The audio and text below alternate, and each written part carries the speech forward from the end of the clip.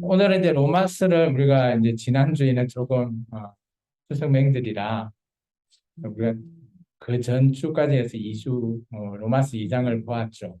그래서 로마스를 우리가 지금 계속해서 보고 있는데 하나님께서 로마스를 간단하게 정리하면 이 땅의 모든 많은 죄, 이런 하나님 앞에 진노를 쌓는 그런 우리들을 통해서 하나님께서 그 진노에 있음에 있어서 로마서 1장에서는 하나님께서 유기하셨다라는 그런 표현을 쓰죠. 우리가 행하는 더러움에, 욕심에, 또 우리의 상실한 마음대로 하나님께서 그냥 내버려 두시는 그런 결과를 초래하게 되는 상황을 1장에서 설명하고 있고요.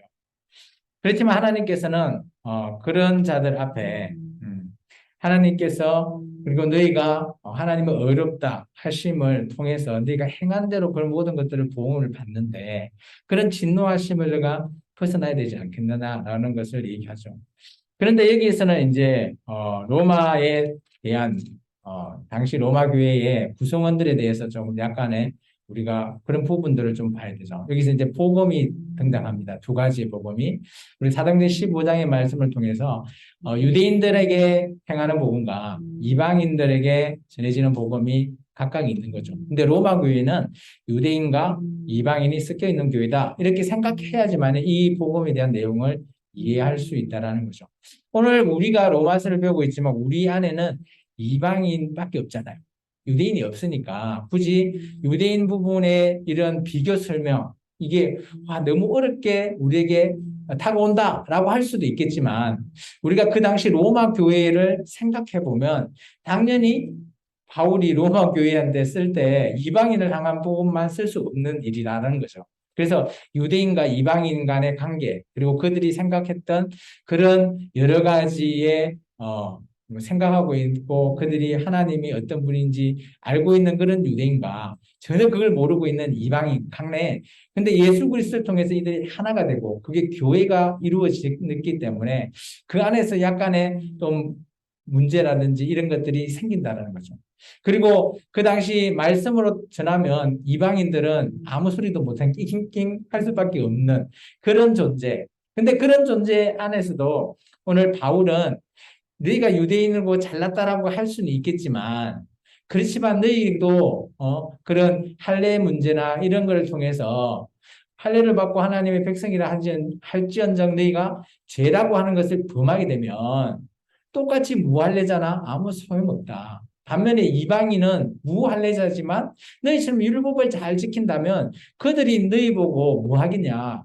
너희 제대로 못 지키네 하면서 욕하지 않겠느냐라는 형태의 어필로 바울이 어떻게 보면 유대인을 향해서 조금 쪼그고 있는 조금 까고 있는 그런 형태로 2장의 내용을 말하고 있습니다. 그러면서 유대인과 이방인의 구분 그리고 할례자와 무할례자 그렇지만 정말 중요한 것은 할례자는 할례자대로 복음을 잘 지키고 대신 그들도 범죄하면 안 된다는 거죠.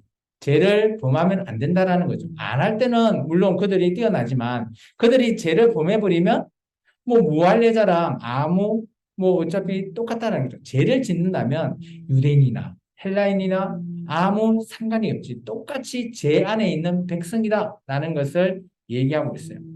그래서 오늘 3장 1절에 9절에 보면 바로 그 내용을 얘기하고 있습니다. 3장 9절에 우리 읽지 않았지만 보시면 유대인이나 헬라인이나 다 죄 아래 있다. 이런 표현이 그런 표현이에요.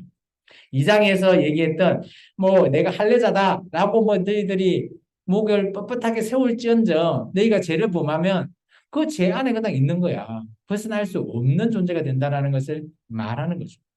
우리가 좀 전에 읽었던 이제 3장 1절에서 8절 같은 경우를 정리하자면 이런 겁니다. 2장에 나왔던 이 할례에 대한 문제. 이게 아마 이 당시에는 유대인들은 야, 너희가 할례를 받아야지 구원이 있다. 뭐 이런 내용들이 있었겠죠. 실제적으로. 그러면서 이제 한 걸음 더 나가서 우리가 8절에 한번 볼까요? 8절에 보면 너희가 선을 이루기 위해서 악을 행한다. 뭐 이런 소문이 있는가 봐요. 요즘식으로 따지면 가짜 뉴스죠. 선을 이루기 위해서 악을 행해도 된다. 이게 맞는 말인가요? 아니라는 거죠. 그래서 이렇게 표현을 쓰잖아. 선을 이루기 위해 악을 행하자 하지 않겠느냐. 어떤 이들이 이렇게 비방했다. 이게 비방했다라는 것은 바울이 그렇게 얘기했구나라는 형태로 가짜 뉴스를 퍼뜨리더라라고 했는데 바울은 이런 적은 없다라는 거예요. 그래서 바울의 결론은 8장 마지막에 이렇게 얘기합니다. 그들은 정죄받아 마땅하다. 이게 바울은 이렇게 나는 아무리 선을 이루기 위해서 악을 행한다? 전혀 안 된다. 선을 이루기 위해서는 선으로 행해야지 악을 행한다는 것 자체는 죄를 범하는 거기 때문에 절대 있을 수 없다라는 것이 바울의 단호한 결단을 얘기하고 있습니다. 그리고 3장 1절에서부터 노는 아까 할례 문제, 이 할례 문제가 계속해서 2장 우리 20절부터 나오는 율법에 대한 그리고 유대인과 그들의 할례 그것을 계속해서 이어서 설명하는 어떻게 보면 정리 부분이 정리 요약 정리라고 봅니다. 3장 1절에 보면 그런즉 유대인이 나음이 무엇이며 할례의 유익이 뭐냐라고 물어봤을 때 이 유대인의 나음과 할례의 유익은 범사에 많대요. 많다라는 것은 인정한다라는 거죠. 그런데 그들이 하나님의 말씀을 맡았다는 그런 측면에서는 그런 유대인들은 당연히 어때요? 그런 할례라든지 그들이 율법을 지키는 것, 하나님 말씀을 지키는 거니까 당연히 많다라는 것을 인정은 해줬어요. 그죠? 그렇지만 그들이 그죠?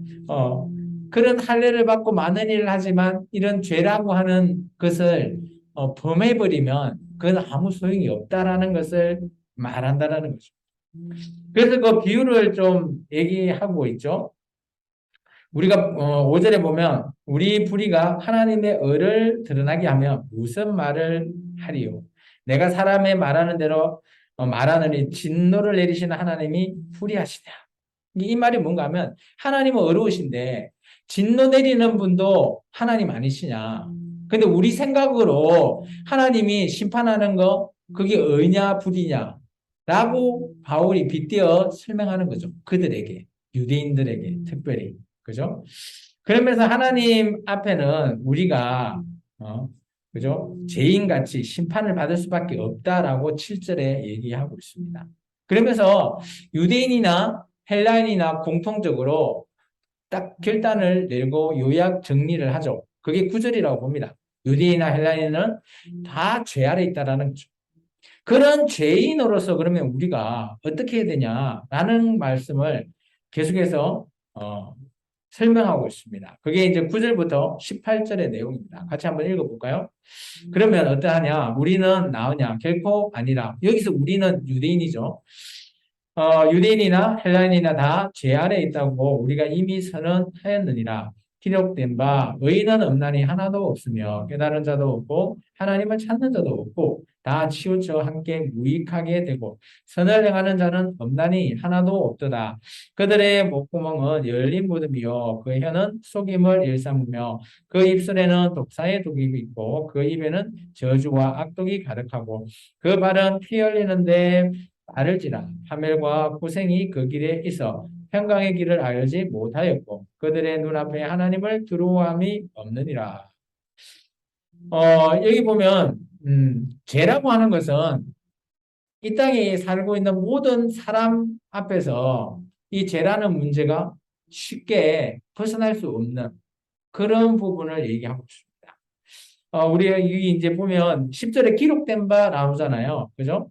그래서 여기 이제 인용하고 있거든요. 시편의 말씀을 인용하고 있는데 앞절의 내용 부분은 시편 14편을 기록하고 있고요.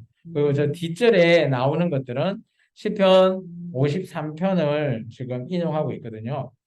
그래서 이제 오늘 이 말씀이 뭔 말이냐? 이 땅에 사는 사람 아무리 자기가 잘났고 잘한다 할지언정 의인 없다라는 거죠. 그죠? 그러면서 그렇기 때문에 우리가 두려워해야 될 건 누구냐? 하나님이라는 거죠. 이게 이 땅에 사는 사람이 내가 치고 어렵다라고 반대로 사는 사람은 18절처럼 하나님을 두려워하는 자가 없다라는 거죠. 이게 요즘 말하면 세상 사람 같은 거죠. 왜 하나님 어디 있어? 뭐 내가 이 땅에서 최고야. 내 힘만 믿는 거야. 뭐 이런 형태로 사는 사람이 있다라는 거예요. 그죠? 이게 그런 사람들 앞에 우리가 모든 그런 사람들도 죄 아래 있다라는 겁니다. 그래서 이런 죄는 그럼 어떻게 이 죄를 벗어날 수 있을까? 죄의 속박을 우리가 벗어나서 자유할 수 있을까? 라는 문제를 계속해서 설명하고 있습니다. 여기서는 어떻게 설명하는 거면 하나는 율법을 잘 지켜서 선을 잘 행하면 죄를 짓지 않는 거거든요. 율법을 잘 지키면. 그러면 죄에서 해결될 수는 있어요. 근데 그게 잘 안 되니까 또 다른 방법을 제시했습니다. 그게 누구다? 우리 나중에 보시면 21절에 율법 외에 하나님의 한 의가 나타났댔죠. 이 의가 이 죄의 문제를 해결한다는 거죠. 우리는 잘 알고 있죠. 누구시죠? 바로 예수님이에요. 그래서 여기 보면 21절을 보면 그죠? 우리가 의로울 수 있는 방법은 율법을 지키는 것도 의로울 수 있다라는 거예요. 죄의 문제를 해결하는 게 아니라 죄를 짓지 않게 할 수는 있다라는 거죠. 그런데 인간은 죄를 지을 수밖에 없는 존재라는 것이 바울의 결론인 거예요. 그래서 이 율법을 잘 지켜도 율법을 지키면 우리가 죄인이구나를 깨닫게는 해주는데 그 죄의 문제를 해결은 할 수 없다라는 거예요. 그래서 또 한 사람, 그 외에 하나님의 의, 예수님을 통해서 이 죄라는 문제를 해결받을 수 있다라는 것을 바울이 설명하고 있습니다. 그것을 바로 하나님의 의라고 얘기합니다. 이게 우리가 의인만이 하나님 앞에 설 수 있잖아요. 여기서 말하는 의인이 어떤 존재인가 하면 저를 보세요. 우리가 이 당시에 있는 사람, 유대인도 마찬가지지만 이 당시에 생각하고 있던 모든 사람들은 지금 우리가 근데 이방인으로서 근데 예배드리고 예수님 믿고 구원받고 이런 우리의 구원론을 생각하고 있으면 이 문제, 이 로마서의 얘기가 전혀 이해가 안 됩니다. 여기는 뭔가 하면 이 당시에 이스라엘 민족의 제사 제도를 떠올리셔야 돼요. 여기서 의라라는 것이 뭔가 하면 의를 행하는 자라는 게 뭔가 하면 제사를 드릴 수 있는 자를 가리킵니다. 이 당시 제사 제도는 그죠? 그 제사 드리는 사람이 동물을 가지고 와서 각을 뜨고 하나님 앞에 드리죠. 그런 행함을 드려야 되고 그리고 나서 그들이 제사장에 의해서 그죠? 그 번제로 드렸을 때 향기를 하나님께서 받으시면 이제 우리는 이제 제사함을 받았다고 제사장이 선포해 주잖아요. 그게 고대 그 이스라엘 민족의 제사 제도의 요약이거든요. 그래서 여기서 하나님의 어렵다고 칭함받을 수 있는 게 제사 제도에서 제사장이 외쳐주는 그런 상황이다라는 것을 기억하고 이 말씀을 읽어야지 이 말씀의 뜻을 이해할 수 있다는 겁니다. 그럼 우리가 19절부터 읽어볼까요? 좀 길긴 하지만 31절까지는 다 한번 읽어보겠습니다. 이거 쭉 읽어야지 이해가 될 것 같아요. 우리가 알거니와 무릇 율법이 말하는 바는 율법 아래에 있는 자들에게 말하는 것이니 이는 모든 일을 입을 막고 온 세상에서 하나님의 심판 아래 있게 하려 함이니라. 그러므로 율법의 행위로 그의 앞에 어렵다 하심을 얻을 육체가 없나니 율법으로는 죄를 깨달음이니라. 이제는 율법 외에 하나님의 한 의가 나타났으니 율법과 선지자들에게 증거를 받은 것이라. 곧 예수 그리스도를 믿음으로 말미암아 모든 믿는 자에게 미치는 하나님의 의인이 차별이 없느니라.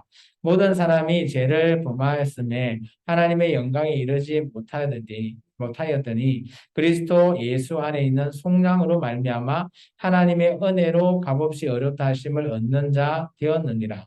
이 예수를 하나님이 그의 피로써 믿음으로 말미암아 화목제물로 세우셨으니 이는 하나님께서 길이 참으시는 중에 전에 지은 죄를 간과하심으로써 자기의 의로우심을 나타내려 하심이니 곧 이때에 자기의 의로우심을 나타내사 자기도 의로우시며 또한 예수 믿는 자를 어렵다 하려 하심이니라. 그런즉 자랑할 때가 어디 있느냐 있을 수 없느니라. 무슨 법으로 행위로나 아니라 오직 믿음의 법이로니라. 그러므로 사람이 어렵다 하심을 얻는 것은 율법의 행위에 있지 않고 믿음으로 되는 줄 우리가 인정하노라.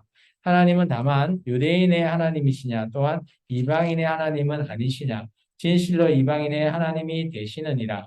할례자도 믿음으로 말미암아 또한 무할례자도 믿음으로 말미암아 어렵다 하실 하나님은 한 분이시니라. 그런즉 우리가 믿음으로 말미암아 율법을 파괴하느냐 그럴 수 없느니라. 도리어 율법을 굳게 세우느니라. 아멘. 말이 좀 긴데요. 여기서 아까 제사제도의 그런 율법, 그리고 이제 예수님께서 십자가에서 죽으심을 비교해 놓은 겁니다. 그래서 아까 율법에 대해서는 20절에 우리가 줄을 좀 끊어야 되죠. 20절 하반절에 율법으로 죄를 깨달음이라, 깨닫는 것, 그것을 줄을 끊어야 돼요. 율법으로서는 기능이 죄를 우리가 내가 죄를 지었구나 라는 그런 깨달을 수 있는 기능이 있다라는 겁니다. 그리고 그 외에 이런 깨달을 수 있는 또 다른 하나가 더 있다. 그게 뭔가 하면 21절이죠. 율법 외에 하나님의 한 의, 이 줄을 끊어야 되죠. 그래서 하나님의 의는 어떻게 보면 두 가지예요. 이 율법은 하나님께서 시내산에서 모세에게 준 그 의거든요.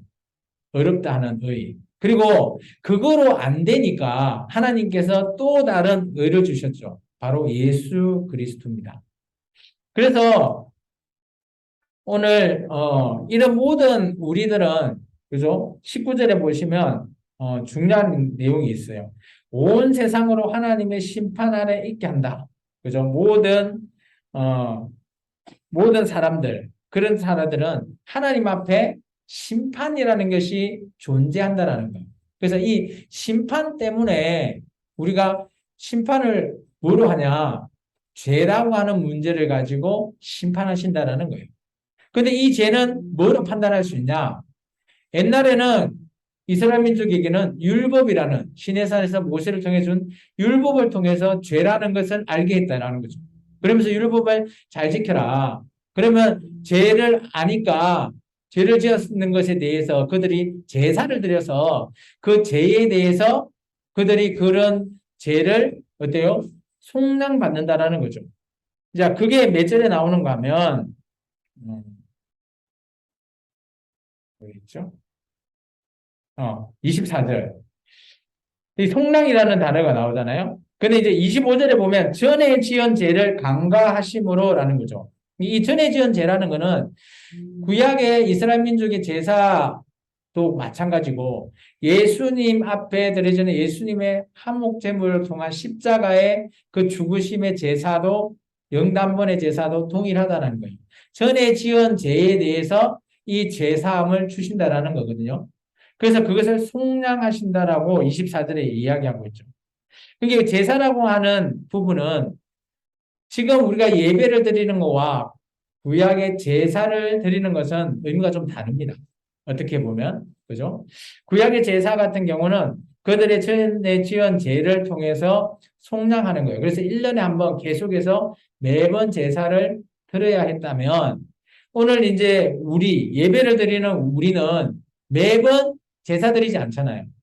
우리는 예배 드리잖아요. 제사라는 단어를 쓰지 않습니다. 왜 그런가 하면 히브리서에 보면 예수님께서 십자가에서 영단번, 딱 한 번의 죽으심으로 그 모든 것을 해결하셨기 때문이죠. 이해?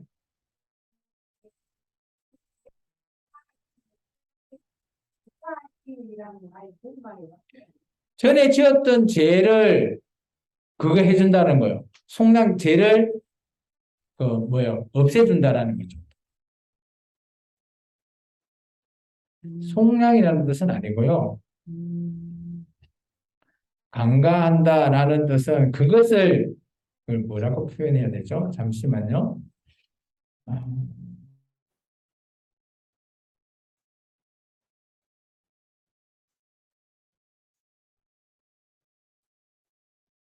강가한다는 뜻을 원어로 한번 제가 찾아볼게요. 음,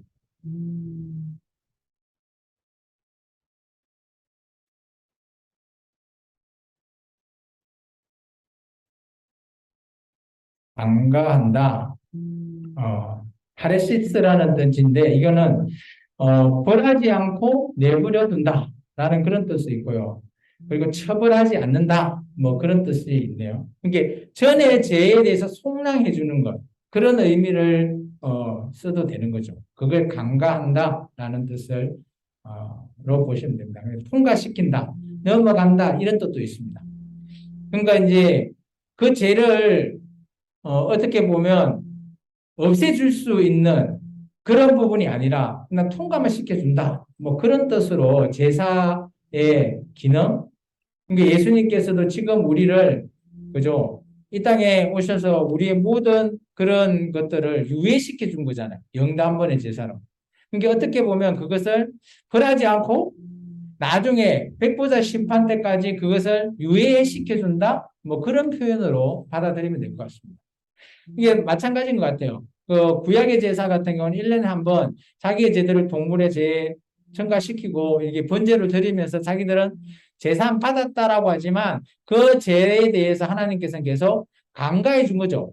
언제까지? 나중에 심판이 올 때까지. 라는 것으로 보시면 그 기능은 똑같은 거예요. 그것을 오늘 24절에 보면 속량이라는 뜻으로 쓰시면 돼요. 속량이라는 뜻은 그런 의미는 아닌데 속량은 우리의 죄를 갚아주신다. 뭐 그런 의미로 쓰여지는 거거든요. 근데 유예하고 갚아준다라는 건 좀 다른 뉘앙스긴 하지만 여기서의 그 기능은 우리의 지금 죄는 그죠? 어떻게 보면 유예하거나 갚아주시거나 그게 나중 끝에까지 갈 때까지 그것이 심판 때 이게 우리가 여기 19절에 보면 심판하러 하나님이 오실 때 그 기능까지의 어떻게 보면 유예 뭐 그렇게 보시면 될 것 같아요. 근데 우리가 이제 속량이라고 하면 어떻게 생각하죠? 속량이라고 하면 아, 내가 제 사함을 이제 완전히 받았구나. 그래서 깨끗해졌구나. 어렵다라는 것을 받았구나. 우리는 그렇게 생각할 수도 있습니다. 그게 어떻게 보면 신학적으로 맞죠. 속량이라는 뜻에서는. 근데 이제 그 기능도 어떻게 보면 구약의 제사장의 그런 부분과 기능적으로는 동일하다고 저는 여기집니다. 어쨌든 간에 오늘 27절에 보시면 예수님께서는 그 십자가의 죽으심으로 우리의 모든 죄를 영단번의 제사로 끝내버렸잖아요. 그렇기 때문에 오늘날 우리, 그죠? 이 로마스를 받고 있는 로마 교인들은 자기들이 제사를 드리러 간 거 아니잖아요. 예루살렘 성전에. 그렇기 때문에 그들에게 27절에 얘기하죠. 그런 적 자랑할 데가 어디냐? 너희 자랑할 거 하나도 없잖아. 이 예수님 안에 있기 때문에 자랑할 거 아무것도 없다라는 거죠. 왜냐? 예수님이 모든 거 다 해주셨잖아요. 때문에 우리가 예수님만 믿기만 하면, 그죠? 여기서 말하는 거 바울은 믿음의 법. 너희가 믿었기 때문에 이런 모든 것들을 받지 않았느냐. 근데 이게 받은 게 너희의 공로냐? 너희의 열심이냐? 라는 것을 얘기하는 거예요. 아니잖아요. 그렇기 때문에 너희가 자랑할 수 있는 것 아무것도 없다. 오직 예수님께서 다 해결하셨다라는 것을 말하고 있습니다. 그래서 이제 오늘 이 3장에 넣은 내용은 좀 우리에게도 좀 중요하죠. 그죠? 우리에게도 우리가 어렵다함을 받은 우리가 돼야 되기 때문이죠. 그걸 이신칭의라고 교리적으로 얘기하고 있는데 이 이신칭의는 내가 칭할 수 있는 게 아니에요. 예수님께서 우리에게 어렵다함을 주시는 거예요. 칭해 주신다라는 거죠. 그 어렵다함은 뭐냐? 오늘 저는 바울은 이렇게 얘기한다라고 봐요. 27절에 나오는 오직 믿음의 법으로만 가능하다. 그렇게 저는 결론 내고 싶습니다. 그러면서 오늘 바울이 그러므로 28절에 얘기하잖아요. 사람이 어렵다 하심을 얻는 것은 율법의 행위에 있지 아니하고 믿음으로 되는 줄 우리가 인정한다. 이게 바울이 어떻게 보면 결론이라는 거죠. 그러니까 유대인이나 헬라인이나 다 섞여 있는 그 로마 교회도 유대인이라고 자랑할 이유가 없다라는 거죠. 지금은 예루살렘 성전에 가서 제사하는 거 아니기 때문이죠. 그리고 지가 말씀을 유대인이 더 많이 안다고 자랑하지 말라는 거예요. 지금 우리는 예수님을 믿고 동일하게 예수님의 몸된 교회를 통해서 믿는 오직 믿음의 법을 통해서 우리가 어렵다함을 받은 거죠. 근데 구약의 제사를 한번 생각해 보시면 구약의 제사는 자기가 동물을 갖고 와서 각을 떨고 하나님 앞에 번제 드렸을 때 그 연기를 받으시면 제사장이 어렵다라고 칭해 주거든요.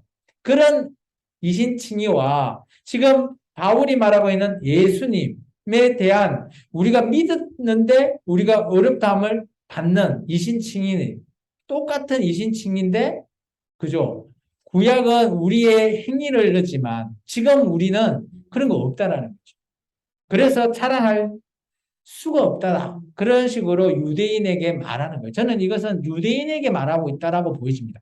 로마 교회에 있는 유대인에게. 그러면서 29절에 직격탄을 날리죠. 하나님은 다만 유대인의 하나님이냐? 유대인들은 그렇게 믿겠죠. 우리 하나님은 우리 유대인을 위한 하나님이다. 이렇게 그들이 어떻게 보면 우물한 개구리처럼 그렇게 믿었는데 바울은 핵폭탄적인 발언을 하죠. 그 다음 말. 이방인의 하나님이 아니냐. 그들 유대인들은 이 말을 싫어할 것 같습니다. 그러면서 진실로 이방인의 하나님이 된다라고 결정을 내린 거죠. 바울은 그렇게 생각한 것 같습니다. 저도 그렇게 생각하고 있고요. 여기 있는 생명나무 모든 성도도 그렇게 생각하죠. 그렇기 때문에 우리가 이 생명나무 교회에 나와서 예배하는 거 아닙니까? 그죠? 지금 우리가 믿는 하나님이 그죠? 유대인의 하나님이라면 우리가 아무리 부른다고 아무리 기도한다고 우리 하나님이 안 되시는데 무슨 소용이 있겠습니까? 그게 아니라는 거죠. 근데 이 당시 로마 교회에 있었던 구성원 중에 유대인들은 그런 식으로 좁은 시각으로 자기들만의 하나님이다. 그렇게 생각하고 할례를 받아라 라고 주장했다라는 것에 대해서 바울이 반박하고 있는 것입니다. 그래서 오늘 30절에 얘기하죠. 할례자도 믿음으로 말미암아, 무할례자도 믿음으로 말미암아, 그죠? 누구를 믿었죠? 예수님을 믿었기 때문에, 그죠? 의롭다 하실 하나님은 한 분이시다. 이게 어떻게 보면 바울의 오직 믿음에 대한 교리입니다. 지금 우리에게는 이 말이 솔직히 뭐 큰 의미가 없는 거죠. 왜냐? 우리는 뭐 예수님에 대한 그런 이방인과 유대인의 구분이 굳이 필요 없는 거죠. 여기는 우리는 생명나무 모든 성도들은 다 이방인이기 때문에 우리는 당연히 예수님을 믿었기 때문에 어렵담을 받는 그런 존재밖에 안 돼요. 우리가 뭐 제사를 드린다고 하나님께서 그렇게 이신칭을 주신다? 아니잖아요. 우리는. 유대인이 아니기 때문에. 그렇기 때문에 지금 우리는 오직 예수님만의 길밖에 없다라는 것을 생각해야 되는 거죠. 그래서 제가 좀 전에 설명했을 때 이 당시의 상황, 유대인과 이방인이 섞여 있는 교회, 그 교회가 로마 교회고 그렇기 때문에 유대인이 생각하고 있는 그들의 제사, 그리고 예수님의 제사, 영단번의 제사, 그걸 비교했는데 바울은 지금은 우리가 예루살렘 성전에서 제사할 수 없으니 예수님의 믿는 믿음으로만 가능하다라는 것을 말하고 있습니다. 그런저 오늘 바울은 얘기합니다. 우리가 믿는 믿음으로 말미암아 우리는 율법을 파기한 것이 아니고 어땠다고요? 굳게 세웠다. 예수님도 이 얘기하시죠. 내가 이 땅에 율법을 파괴하러 온 게 아니라 그죠? 완성하러 세우러 오셨다. 더 굳게. 그렇게 얘기했거든요. 근데 율법이 부분적으로 파괴가 됐어요. 왜요? 예수님께서 영단번의 제사, 그게 제사 제도나 또 기타 조금 파해진 그런 제도들은 있습니다. 율법이 파해진 거는 부분적으로 파해졌으나 전체가 파해지지는 않았다라는 거죠. 그래서 우리가 오늘 이 말씀을 통해서 어떻게 보면 율법이라는 것을 우리가 구약의 이스라엘 민족한테만 준 건데 왜 우리가 배워야 돼요? 라는 그런 반박에 대한 답변일 수 있어요. 어때요? 율법을 알아야지 이 오늘 믿음으로 예수 믿는 믿음으로 예수님 뭘 세웠어요? 율법을 굳게 세웠었기 때문에 우리 또한 율법을 알아야 되고 지켜야 된다는 거죠. 그죠? 그렇기 때문에 우리가 그렇다고 유대인식으로 지키냐 그런 의미는 아닙니다. 그죠? 그런 의미로 얘기하는 건 아니고 우리도 이 율법이 예수님께서 완성시켰으니까 그렇다고 우리가 그러나 예수님만 믿고 율법에 대한 그런 상황들 몰라도 된다? 아니라는 거예요.